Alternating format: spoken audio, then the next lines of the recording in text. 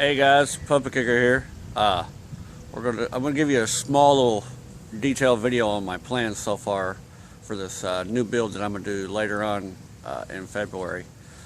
I guess this will be the first announcing of this build. I'm gonna do. The reason why I'm putting it off so long until February is because I'm gonna save this build for the ATL-TF build off. So now you know why I'm not going to build it so soon. But let me show you right here what I got my plans on doing. Alright, this is the plan so far. As you can see, it's sitting up there, and I've put some pictures on there, and a lot of people's commented on it of that. But I'm going to change it up also a little bit too.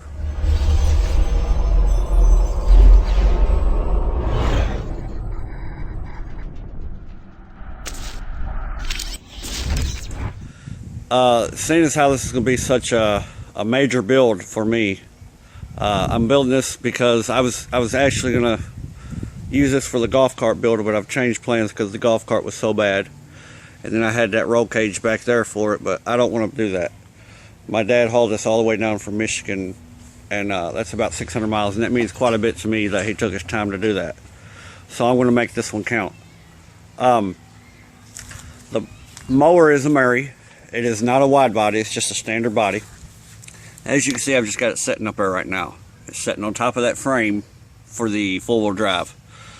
The frame is a four-wheel drive frame that came out from a 1972 Terra Jet car. They used to float on the water and all that good stuff.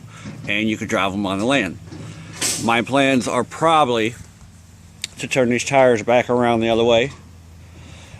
And I want to make this to where this thing will go in the water and on the land. But also, it's going to be kind of like a little utility thing, utility vehicle slash play toy. I'm going to scoot that front, the whole mower, I'm going to scoot the whole thing forward. As you can see, the steering rod that comes off of it right there comes all the way up underneath there.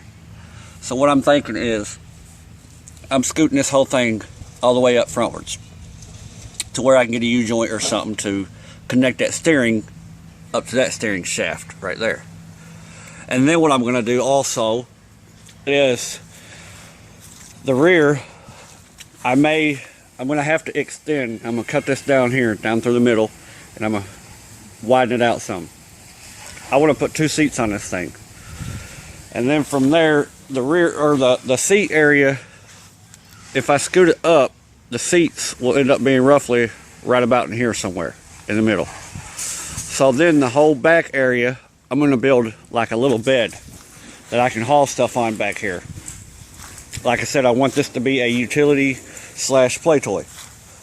I'm going to go all out on this one because, like I said, I really appreciate my dad taking his time out to bring that thing down here. This is what drives it. I want to say this is number 50 chain. It actually may be bigger than 50. I'm going to have to figure that out.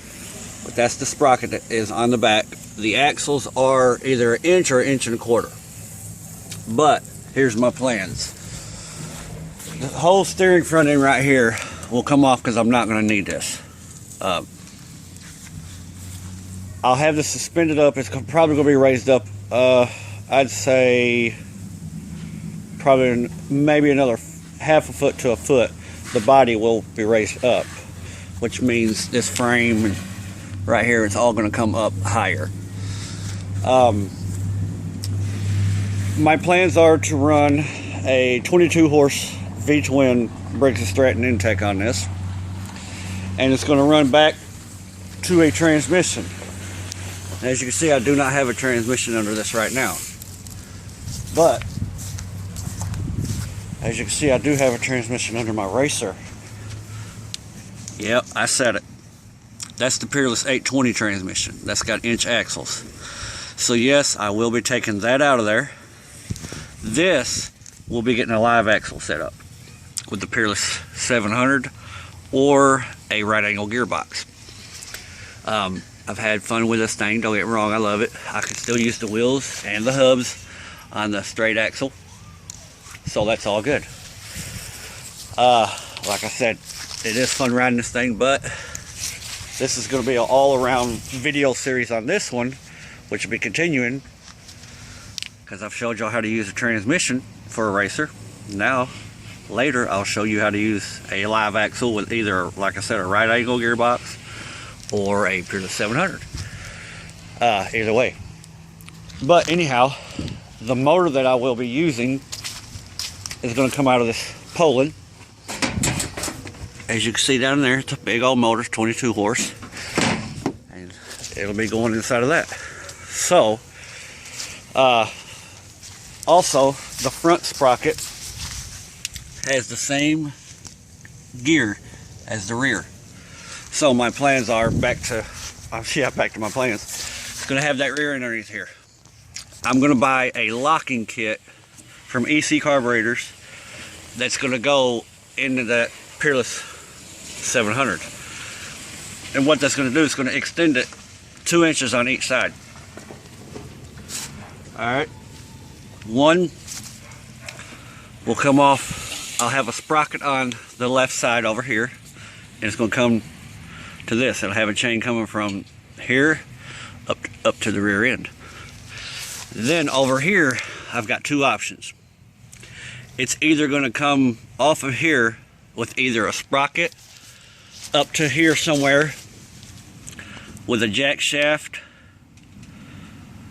set up, or no, without the jack shaft. I don't think. If I'm going to use a sprocket on the back on both sides, this side will also have just a chain coming straight up to here with a tensioner. Or I may end up over on this side using a pulley off of this axle coming up to a jack shaft. Actually, they have two pulleys. They have two pulleys on that axle coming up to two pulleys on my jack shaft, which will kick over and have a sprocket going up to that front. And the reason why I say two pulleys is because if I do it that way, I can make this thing a select four-wheel drive. If I go with a sprocket, however, it's going to be an all-time four-wheel drive.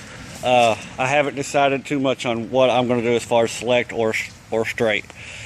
Either way, I have already started ordering some stuff, because to help me brace this up back here, I'm going to have pillow block bearings on each axle. That'll help me give me extra bracing just in case. So that's my plan so far on this thing. This is going to be, I guess I'm going to call it an extreme build for me. I still don't have no names for it, so names are welcome, color suggestions are welcome, and input is welcome. So. Don't forget to check out Doc Sprocket. He's got some good stickers.